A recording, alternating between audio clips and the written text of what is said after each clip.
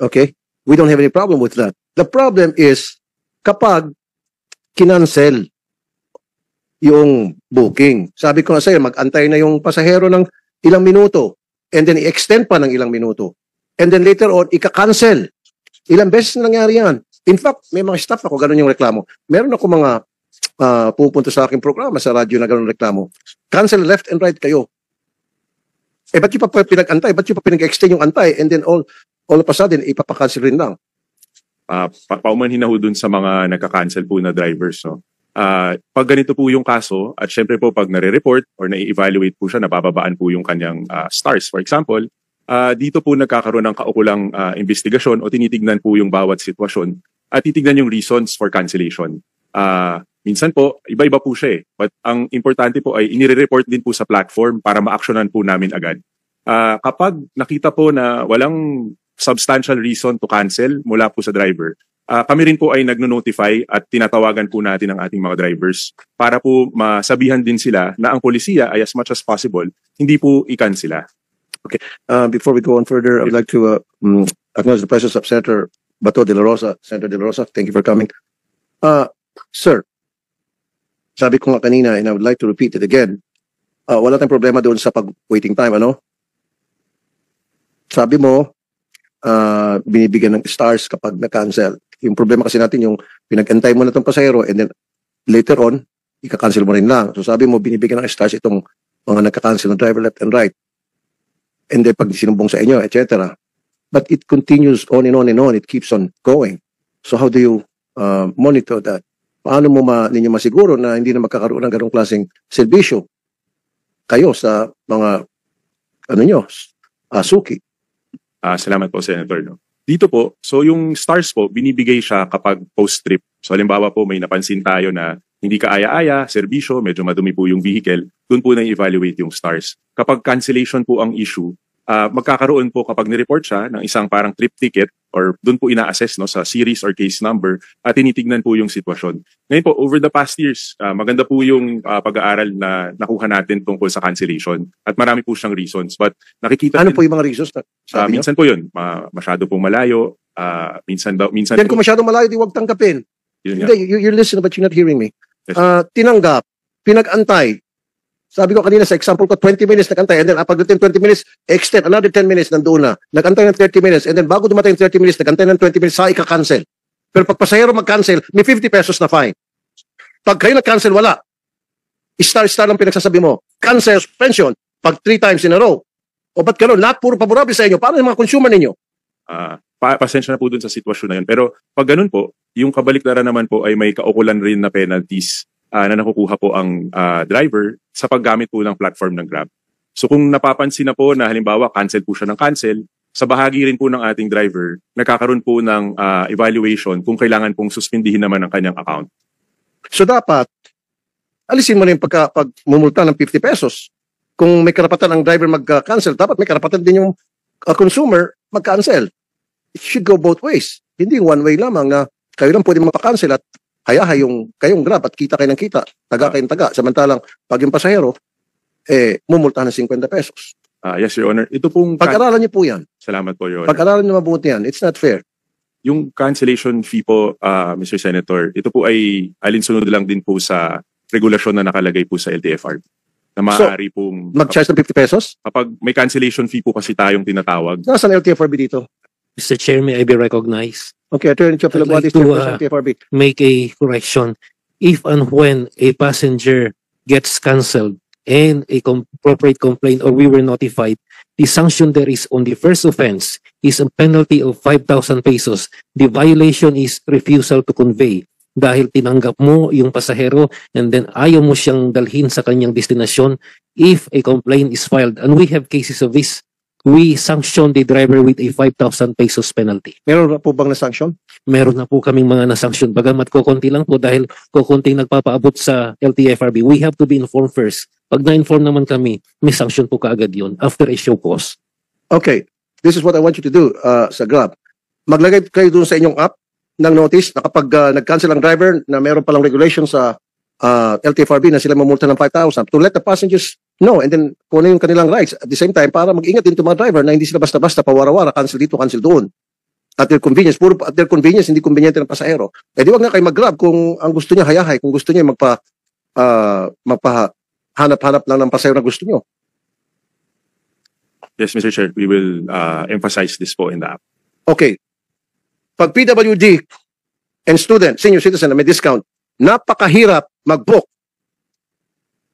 Alam niyo po yan. Kaya ang ginagawa ng ibang tao, dalawang cellphone nila. Kunyari, student, meron siya sa kaliwang cellphone niya, bubuk siya na student. Sa kabilang cellphone niya, bubuk siya na siya student. More often than not, doon sa hindi student ang tumatanggap. Pag student, palagi decline, no available driver. Pag PWD, no available driver. Ba't pa tayo mayroong batas para magbigay ng discount na pinairal ng LTFRB kung hindi yung sinusunod o sinasadyan yung hindi sunodin? Salamat po, Mr. Chair. No? Hindi po nakikita ito agad-agad ng driver kapag meron pong discount. No?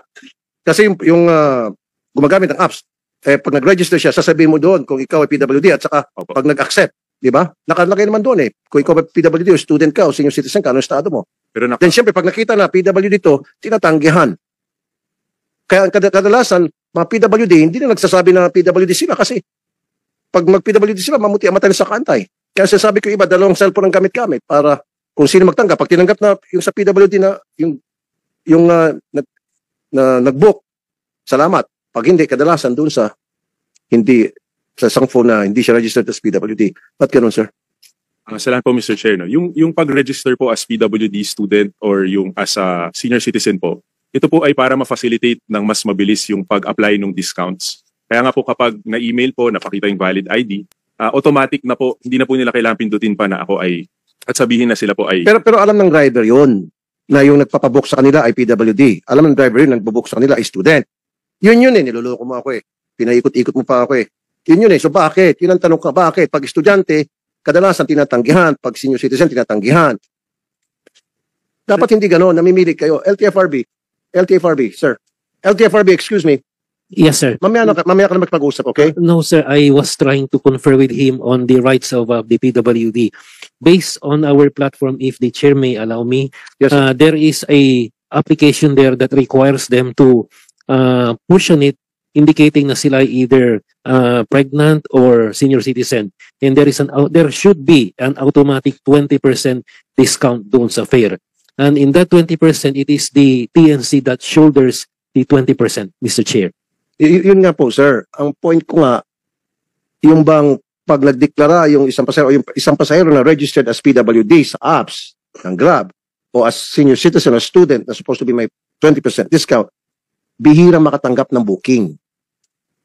Bihira. Yun yung problema. Na yun yung mga complaints na natatanggap ko. So kaya nga, ulitin ko, kung di ata kayo nakikinig, pati kay LTFRB, ginagawa ng iba, dalawang cellphone nila. Yung isa, as kunyari, as PWD, yung isa as non-PWD. More often than not, tablado ito sa PWD na registered sa apps ng Grab. Pero itong hindi PWD, ang bilis ng tanggap. So very clear na namimili. Ngayon, ang tanong ko, sino nag-absorb ng 20% discount? Driver o Grab? Dapat Grab. Mr. Chair, may I be recognized? Yes, sir. Based on the existing policy, it should be the TNC, meaning to say it's Grab or any other existing TNC. Ang mag-absorb ng 20%, it should never be the driver. Okay, meron ba tayo driver dito ng Grab? Do we have one? Okay, Mr. Mopas, Chairman TNVS with the Philippines. Now, sino nag-absorb ng 20% discount para sa student or sa senior citizen or sa PWD? Kayo, driver, or yung Grab? Thank you, Mr. Chair. For the past how many years po, ang TNC po ang nag-shoulder po ng 20% para sa PWD, sa senior citizen at sa ating pong mga student. Pero in-implement po ito pong taon na to, implement po ito, hindi ko alam po anong buwan po yun, ang nag-shoulder po ang mga drivers na po ngayon ng PNS. Kailan na po ito? Sometimes mga almost 6 months na po. At ito pong pagpasok ng 2020. Sino pong pumirma doon sa memorandum na ang mag-shoulder? Actually po, ay kayo instead sa... Pinalabas po ito, sinabi po ito sa aming comms. Sino nagpalabas po? Ang Grab po. Sa Grab po kami, ang unang nag-com po sa amin dahil ang dominant po kasing TNC ngayon sa Grab. how many years na ang nag-shoulder ay yung Grab. Ngayon, TNC. Ngayon, kayo pinag-shoulder na sa kayo, mga driver. Doon sa 20% discount para sa PWD, senior citizen students. Tama? Did I hear it right? Yes, Your 6 Honor. months ago lang. Yes, Your Okay. Honor. Grab. Ano nangyari, sir?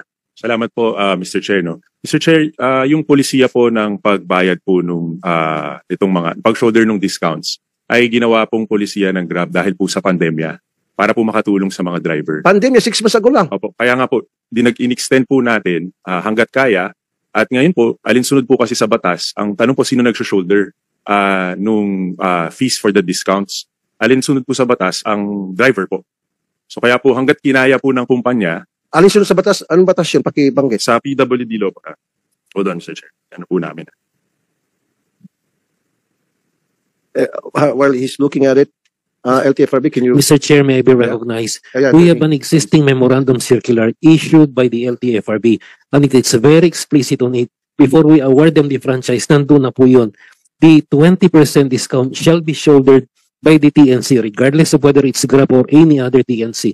Yan po ang batas na pinapatupad namin sa LTFRB. And they are bound by that law because before they are given the franchise, nandyan na yung memorandum circular na yun. O, so hindi sila sumunod doon sa franchise agreement. I would assume, So, sir. anong multas dapat dito? So, yan, nakita mo na face-to-face. O, naglabag sila ng franchise agreement nila for the past 6 months. Mr. Chair, may I request then for a statement from the driver, and we will give them a show cause, and if the evidence warrant, we will issue them the appropriate suspension of their franchise. Patay kang bata ka.